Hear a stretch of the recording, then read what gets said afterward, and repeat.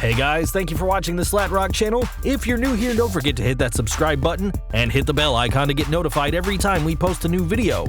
If you've already done so, please just double check and make sure.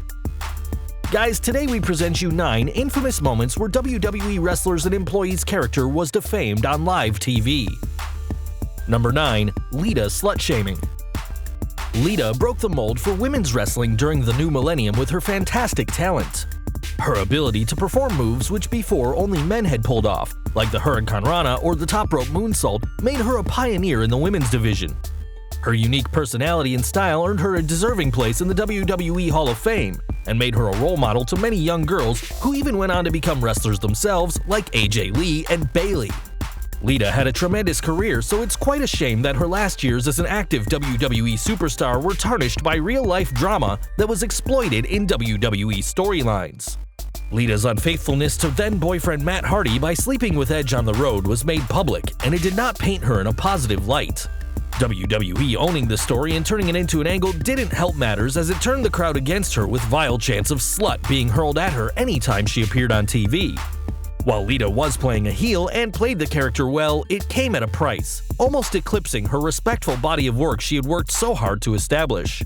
It took a lengthy absence away from the spotlight after her retirement for her to recover from such damage. Number 8. Piper's rant on Vince Russo. Even though this incident took place in TNA, we're including it on this list since Vince Russo and Roddy Piper are involved. Vince Russo is largely known as a creative writer for both the WWE and WCW at the peak of the Monday Night Wars. Russo had off-the-wall ideas that fit within the crazy shock TV era of the time, but after that period wore off, Russo's philosophy became obsolete. Russo still had some value, however, as TNA would swipe Russo up after the demise of WCW to be part of the creative team. TNA at this time was trying to establish themselves as a legitimate alternative to WWE, and would bring in big names to try and attract viewers. One of those big names would be Roddy Piper. Piper had requested some time on TNA programming to plug his new book, but instead used the time to basically rip into Russo and his negative contributions to the world of professional wrestling. Piper reamed Russo, blaming him for the demise of WCW, and even going so far as to blame him for the death of Owen Hart. Russo would come out to the ring to take a lot of the verbal onslaught personally face-to-face, and had no idea that Piper's gripes with him were legitimate. It was an ugly, cringeworthy scene that has gone down as one of the most controversial moments in TNA's history. Number 7. HBKs Hulk Hogan impersonation. It was supposed to be a rivalry for the ages that was meant to be a trilogy, but the Hulk Hogan vs. Shawn Michaels feud became a one-and-done affair due to being muddied up by clashing egos and backstage politics.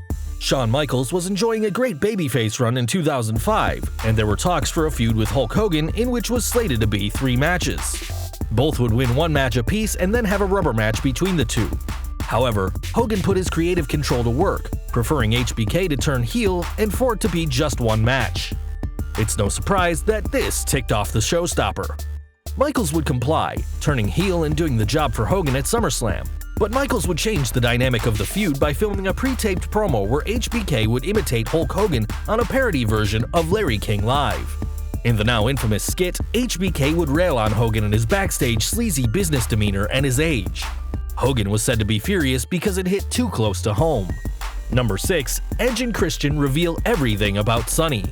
The Edge and Christian show on the WWE Network is a quirky little comedy show with insider references and jokes that only those knowledgeable of backstage antics would get. Whether it's making fun of TNA, ragging on old terrible gimmicks of the past, or storylines that had gone awry, it's WWE's version of South Park in its irreverence. The irreverent humor may have rubbed a certain former WWE diva the wrong way when Edge and Christian made a veiled reference towards Tammy "Sunny" Sitch. A parody ad aired during the program making fun of Sunny's past DUIs and various arrests for domestic violence, as well as her cancer diagnosis that she informed her fans and followers about and asked for help with medical bills. Sunny would go off on Twitter bashing Edge and Christian for the slanderous insult, calling both of them douchebags and ugly Canadians that had crushes on her. Number 5. Big Papa Pump tears into Ric Flair.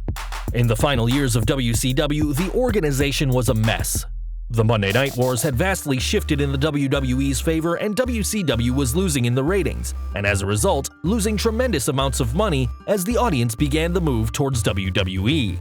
The booking was terrible and getting worse week by week to the point that people began getting away with things that weren't slated to be in the script.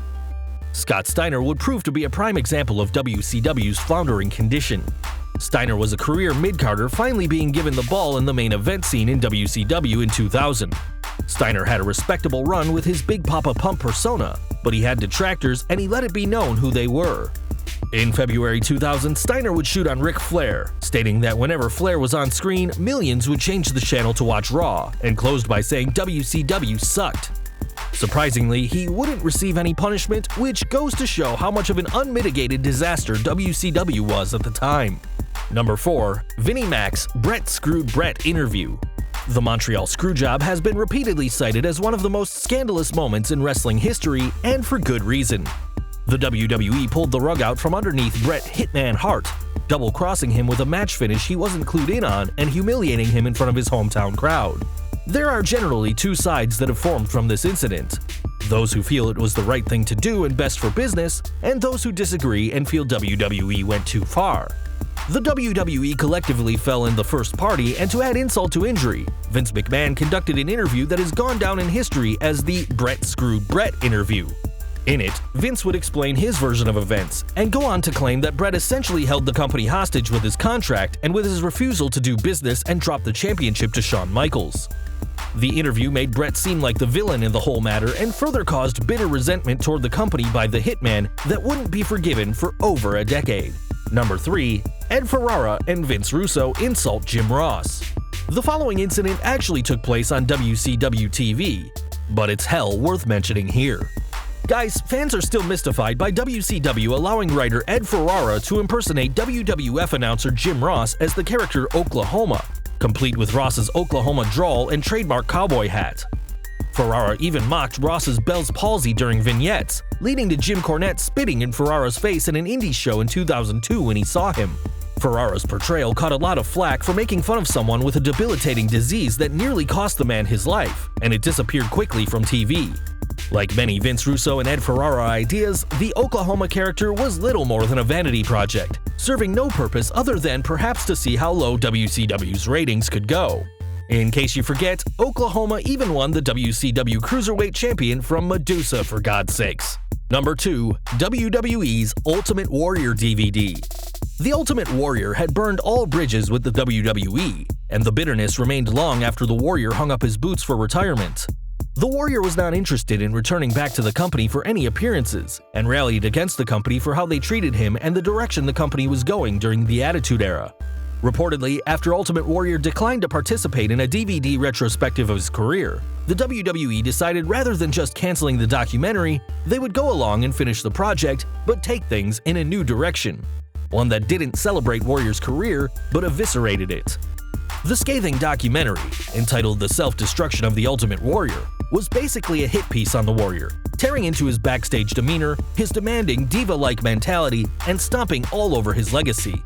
Various wrestlers and personalities would mock the Warrior, ridicule his in-ring prowess, and make him out to look like a terrible human being.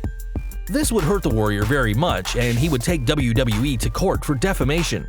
However, this story ended up having a happy ending, as Warrior and the WWE would patch things up, and Warrior would be inducted into the WWE Hall of Fame before his passing. Number 1. Austin took his ball and went home. Stone Cold Steve Austin was a take-no-BS type guy on TV, and it showed off-camera as well.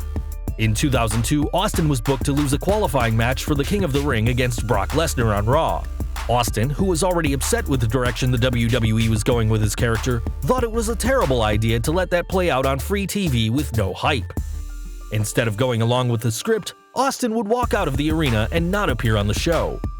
What the WWE would do in return for Austin's unprofessionalism certainly showed their animosity over Austin's decision.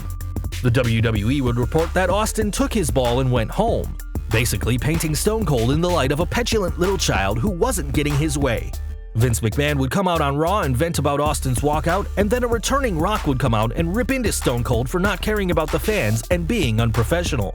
The WWE would even go as far to remove his merchandise from WWE's online shop and remove all of Austin's likenesses from their website. A documentary would even be created over Austin's walkout, showing how far WWE would go to smear someone for not following their rules.